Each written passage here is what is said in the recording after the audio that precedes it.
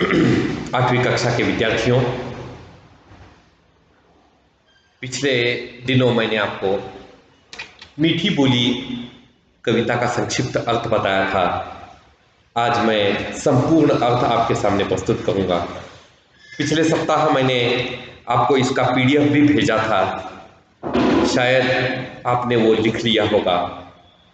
कविता का सारांश था उसमें। तो अब अगला, इस कविता के भीतर ऐसी कौन कौन सी बातें छुपी हुई है जो आज हमें सीखनी है। कवि क्या कहना चाहता है, तो कवि का तात्पर्य क्या है, तात्पर्य इस कविता में वो कैसे स्पष्ट कर रहा है आपका तात्पर्य। तो सुनिए कवि क्या कहना चाहता है। मीठी बोली, सबसे पहले टाइटल से ही आपको संपूर्ण बातें पता चलती हैं। मीठी बोली, मीठी बोली यानी क्या? अच्छी बातें करना, मीठी जबान, मीठी बोली, मीठी बातें। तो ये मीठी बातें कैसे होती है? तो अयोध्या सिंह उपाध्याय हरिओं, इस कविता के कवि का नाम बहुत बड़ा है, लंबा नाम है। अयोध्या सिंह उपाध्याय हरिऔध। ये हमें इस कविता द्वारा क्या बताना चाहते हैं? मीठी बोली बोलो, मीठी बोली का महत्व क्या है, मीठी बोली से क्या होता है, मीठी बोली बोलने से लोग कैसे हमसे प्रसन्न होते हैं, ये सारी बातें वो यहाँ स्पष्ट करना चाहते हैं। तो वो एक एक बातें मैं अब आपको बताने जा रहा हूँ। हम एक एक पंक्ति पढ़कर उसका अर्थ समझेंगे कि आखिर कवि का तात्पर्य क्या है। तो सुनो, बस में जिससे हो जाते हैं प्राणी सारे। बस, अब यहां पर एक शब्द आया है बच्चों, बस। ये बस का मतलब क्या है? ये वो बस नहीं है, चलाने वाली बस नहीं है, ध्यान में रखो। ये कोई चलाने वाली बस नहीं है। बस यानी क्या? काबू, काबू में रखना। अब ये काबू में रखना यानी क्या? अपने ऊपर नियंत्रण रखना। बस शब्द का और एक अर्थ है नियंत्रण। तो नियंत्रण करना, अपने आप पर नियंत्रण करना, अपने आप पर कंट्रोल करना। अब अपने आप पर कंट्रोल करना, अपने आप पर नियंत्रण करना, बस में, काबू में रखना। तो अब ये बस में क्या रखना है तुम्हें? बस यानी वो बस नहीं है, चलाने वाली बस नहीं है, ये चलाने वाली बस नहीं है बच्चों। बस यानी क्या? बस में जिससे हो जाते हैं प्राणी सारे। प्राणी सारे यानी बस में हो जाना, यानी काबू में रखना, नियंत्रण में आ जाते हैं। सब प्राणी आपके मित्र बन जाते हैं, आपके फ्रेंड बन जाते हैं। तो ये फ्रेंड कैसे बनते हैं, ये मित्र कैसे बनते हैं? तो आज मैं वही आपको बताऊंगा कि ये कैसे प्राणी सब आपके बस में आ जाते हैं, आपके नियंत्रण में आ जाते हैं। जन जिससे बन जाते हैं आंखों के तारे। तो यहां पर जन का मतलब क्या है? जन यानी जनता, और जनता यानी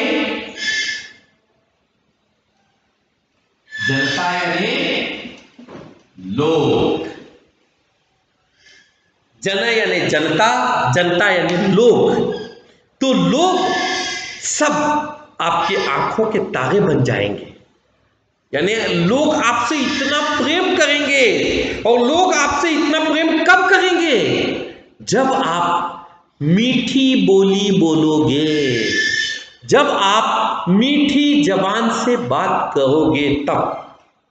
जब आप मीठी जबान से बात करोगे, प्रयोग करोगे, मीठे शब्दों का प्रयोग करोगे तो हर कोई तुम्हारे बस में आ जाएगा, तुम्हारे नियंत्रण में आ जाएगा और तुमसे प्रेम करने लगेगा।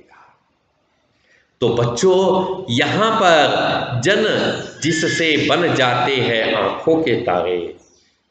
एक बार आप मीठी बात करना सीखो, दूसरों से अच्छी बात करो तो देखो परिणाम क्या होता है। अब कोई मुझे कहता है गुड मॉर्निंग सर, तो मैं क्या कहूँगा? मैं भी कहूँगा वेरी गुड मॉर्निंग बेटा। अगर मैं उसे जवाब नहीं दूंगा तो ये क्या होगा? ये मेरा अहंकार होगा, मेरा घमंड होगा।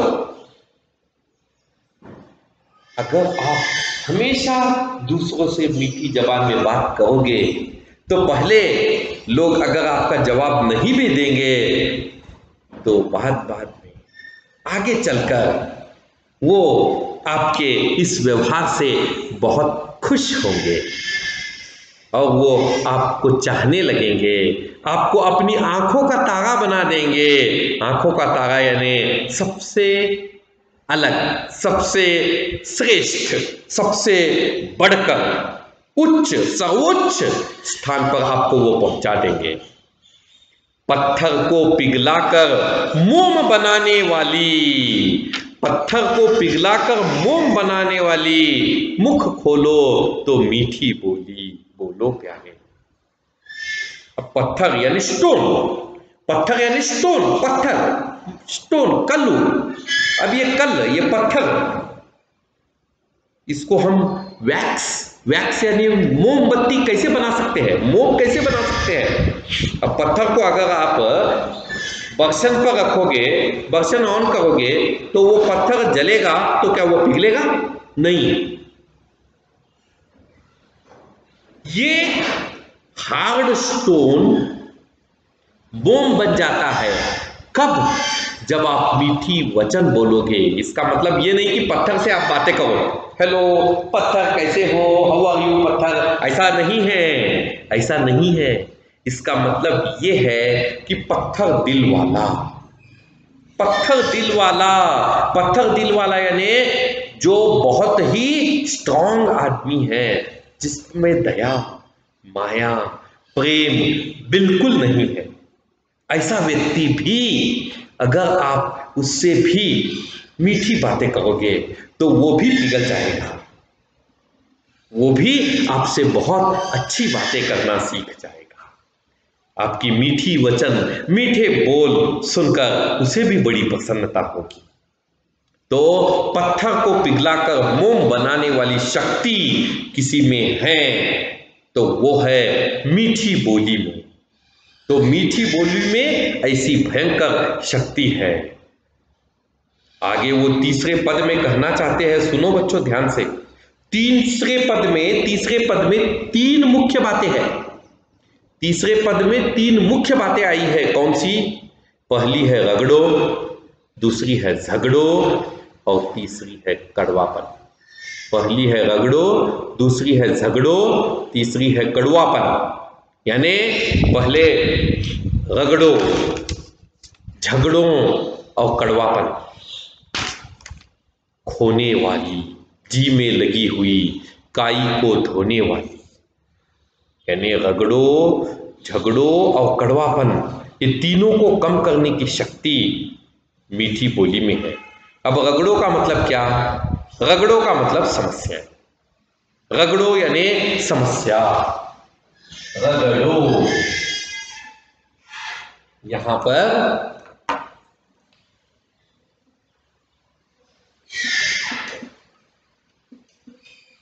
रगड़ो यानी समस्याएं, समस्याएं यानी प्रॉब्लम्स।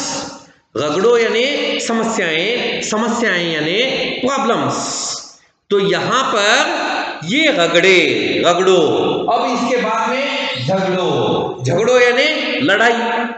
झगड़ों का मतलब है लड़ाई, झगड़ो, लड़ाई। तो यहां पर रगड़ो झगड़ो, इन सब से आपको क्या करना है, इन सब पर विजय प्राप्त करने के लिए आपको क्या करना पड़ेगा, आपको रगड़ो और झगड़ो, इन सब से आपको अगर इन पर विजय प्राप्त करनी है तो आप क्या करो, मीठी बोली बोलो। एक तो रगड़ो यानी समस्याएं, झगड़ो यानी लड़ाई करना। अब तीसरी बात है कड़वापन। कड़वापन यानी जलसी। कड़वापन का मतलब है जलसी। जलसी यानी जलना, ईर्ष्या करना, नफरत करना। तो कड़वापन यानी यहां पर कड़वापन। तो अब ये कड़वापन क्या है, तो ये कड़वापन है जलन, ईर्ष्या। तो ईर्ष्या जलन, ये ईर्ष्या जलन ये क्या है, ये कड़वापन है आपका। तो ये कड़वापन को आपको दूर करना है, ईर्ष्या नफरत इस सब को अपने मन से हटाना है। तो ये तीन बातें हैं, ये तीन बातों पर विजय प्राप्त करने का एक ही तरीका है, रगड़ो झगड़ो कड़वापन। कड़वापन यानी ईर्ष्या नफरत जलसी, क्या इसको भगाना है तो केवल एक काम करो और वो है मीठे वचन बोलो, मीठी बातें करो। मीठे वचन बोलो, मीठी बातें करो, मीठापन दिखाओ, काफी है। लोग आपके मित्र बन जाएंगे, आपके दोस्त बन जाएंगे, आपसे प्यार करेंगे।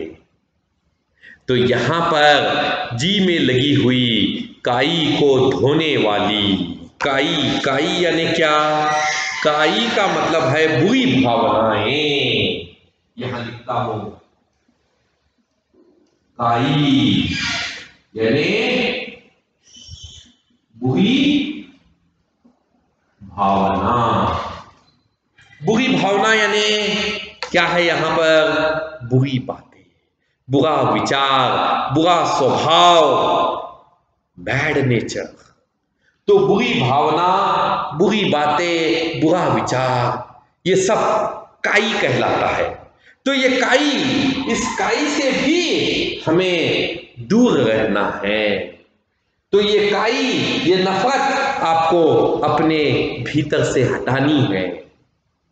तो ये काई, ये नफरत जब आपके भीतर से हट जाएगी तब क्या होगा, तब आपके अंदर एक नई संचार, नई ऊर्जा, नया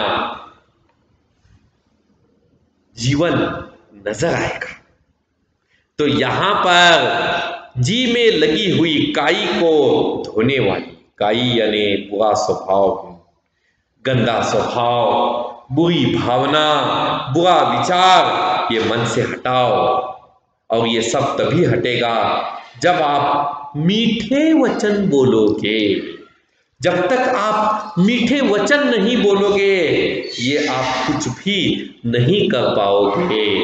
अब इसके आगे, सदा जोड़ देने वाली जो टूटा नाता, सदा जोड़ देने वाली जो टूटा नाता, यानी चाहे रिश्ते नाते, रिश्ते मतलब यानी रिलेशन, रिलेशन रिश्ते नाते, ये कब टूट जाते हैं, जब हम एक दूसरे से बुरी बातें करते हैं, एक दूसरे को हम गालियां देते हैं, एक दूसरे से हम नफरत करते हैं, तब हमारे रिलेशंस, हमारे संबंध टूट जाते हैं, हमारे संबंध बिखर जाते हैं, अलग अलग हो जाते हैं।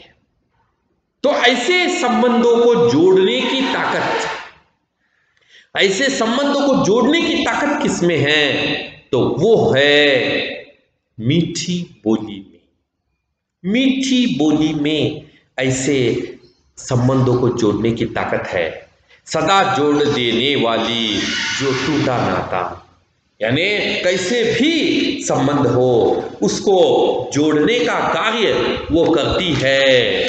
तो ऐसे संबंधों को, चाहे वो संबंध कितने ही बुरे हो जाए, कितना ही कड़वापन आ जाए, कितनी ही काई यानी बुरी भावना उसमें आ जाए, उसको जोड़ने का कार्य वो करती है और टूटे हुए संबंधों को, टूटे हुए रिश्तों को फिर से जोड़ती है।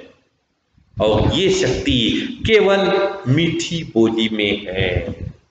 मीठी बोली प्यार बीज है। प्यार बीज, बीज का मतलब सीड्स, सीड्स बीज, यानी कोई भी एक बीज ले लीजिए, चाहे गेहूं का दाना हो, बीज यानी दाना, गेहूं का दाना हो, जवारी का दाना हो, चावल का दाना हो, इसी को बीज कहा जाता है। आम के फल के अंदर एक बीज होता है, वो बीज से और एक आम का पौधा उगता है, उसको बीज कहा जाता है। और ये बीज मंत्र किसी में है तो वो केवल मीठी बातों में है। और ये मीठी बातों का प्रयोग आपको हमेशा करना है। ये टूटे हुए रिश्तों को जोड़ता है। आगे, कांटों में भी सुंदर फूल खिलाने वाली, चाहे कितने ही भयंकर कांटे का वातावरण हो। कांटे यानी क्या? कांटे यानी प्रॉब्लम्स। कांटे यानी कांटे का पेड़ नहीं, कांटों का पेड़ नहीं, यानी कैक्टस नहीं है वो कैक्टस नहीं है, वो कांटे का पेड़ नहीं है। कांटे यानी कैक्टस नहीं है, बल्कि कांटे यानी समस्या है। कांटे का मतलब समस्या, प्रॉब्लम्स। तो कांटों में भी सुंदर फूल खिलाने वाली, कांटों में भी सुंदर फूल कहाँ खिलते हैं? गुलाब के पौधे पर खिलते हैं। गुलाब के पौधे पर आपने देखा होगा रोज फ्लावर, रोज फ्लावर। ये रोज फ्लावर में बहुत सारे कांटे होते हैं, लेकिन उसके बावजूद वहां एक सुंदर रोज का फूल खिलता है। क्यों? क्योंकि रोज के फूल में बहुत अच्छी बातें छुपी हुई है, बहुत अच्छे गुण है उसमें, इसीलिए वो पेड़ पर उग आते हैं। वैसे पौधे में भी, कांटे के पौधे में भी फूल खिलते हैं। तो यहां पर कांटों में भी सुंदर फूल खिलाने वाली, रखने वाली कितने ही मुखड़ों की लाली, रखने वाली कितने ही मुखड़ों की लाली। मुखड़े यानी क्या? फेस। ये मुखड़ा यानी मेरा फेस, मुखड़ा यानी तस्वीर, क्या? मुखड़ा यानी चेहरा, मुखड़ा यानी चेहरा। आपका चेहरा, आपकी तस्वीर, आपका चेहरा तस्वीर। तो चाहे कितने ही आपके चेहरे पर समस्याएं हो, कितने ही प्रॉब्लम्स हो, मीठी जबान आपके चेहरे को खिलखिलाता नजर आती है। आप अचानक खुश हो जाते हो, अरे वाह, मैं तो जीत गया, मैं तो आज मुझे पता चला कि मेरे साथ इतने लोग हैं जो मेरे साथ मीठी बातें करते हैं, मुझे अपना समझते हैं। तो यहाँ पर वो यही कहना चाहते हैं, सदा मीठी बोली ये क्या है? प्यार को बढ़ाती है, ये एक बीज मंत्र है।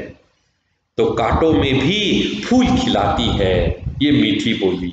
आगे, निपट बना देने वाली है बिगड़ी बातें। निपट यानी समाप्त कर देना, निपट यानी समाप्त करना, निपट सुलझाना, निपट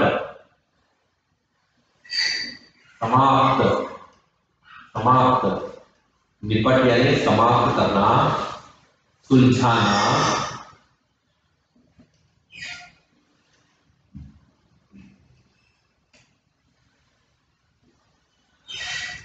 तो निपट समाप्त करना, सुलझाना। तो यहां पर कवि यही कहना चाहता है, चाहे कितने ही समस्याएं आए, उसे निपट बना देने वाली बिगड़ी बातें, यानी उनको वो समाप्त कर देगी। आपके भीतर के कितने ही प्रॉब्लम्स हो, उसे वो दूर कर देगी।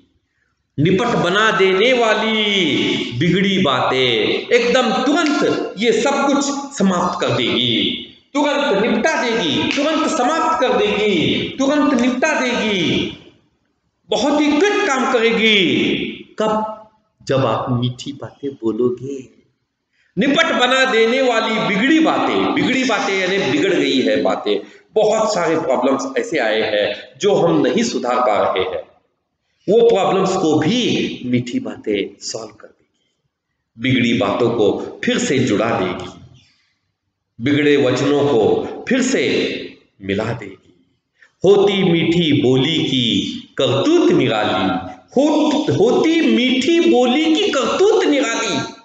करतूत यानी कार्य, करतूत यानी चमत्कार, करतूत यानी चमत्कार, कार्य, ऐसा कार्य जिसको तुरंत वो सुलझा दे, जिसको अचानक एक नया रूप देगी। तो यहां पर आपके सभी कार्यों को केवल एक बोली, मीठी बोली सुधार सकती है। तो बच्चों, मीठी बोली बोलना सीखो। जी उमगाने वाली, चाह बढ़ाने वाली, जी उमगाने वाली यानी मन को प्रसन्न करने वाली, जी उमगाने वाली यानी मन को प्रसन्न करने वाली, मन को उत्साहित करने वाली कौन सी है? तो वो है ये बोली, ये मीठी बोली। ये मीठी बोली मन को प्रसन्न करती है, मन को खुशी पहुंचाती है, दिल को पेचीले तालों की सच्ची लाली, दिल के पेचीले तालों की सच्ची लाली यानी दिल में, हृदय में, दिल यानी हृदय, हृदय में जो भी पेच है, जो भी प्रॉब्लम्स है, वो पेच को वो दूर करेगी और उसे मजबूती से, पेच को, आपके पेच को दूर करके मजबूती से उलझे हुए समस्याओं को आगे बढ़ाएगी। पेचीला यानी यहां पर उस पेचीले चीज को मजबूती से, उलझे हुए चीज को, कॉम्प्लिकेटेड, पेचीला यानी कॉम्प्लिकेटेड, अंग्रेजी में कॉम्प्लिकेटेड कहते हैं। तो ये कॉम्प्लिकेटेड प्रॉब्लम्स को वो ठीक करेगी। कौन सी? मीठी बोली। अब अंत में कवि क्या कहना चाहता है? फैलाने वाली सुगंध सब और अनूठी, मीठी बोली है विकसित फूलों की डाली। मीठी बोली क्या करती है? तो मीठी बोली सुगंधित फूलों के समान है।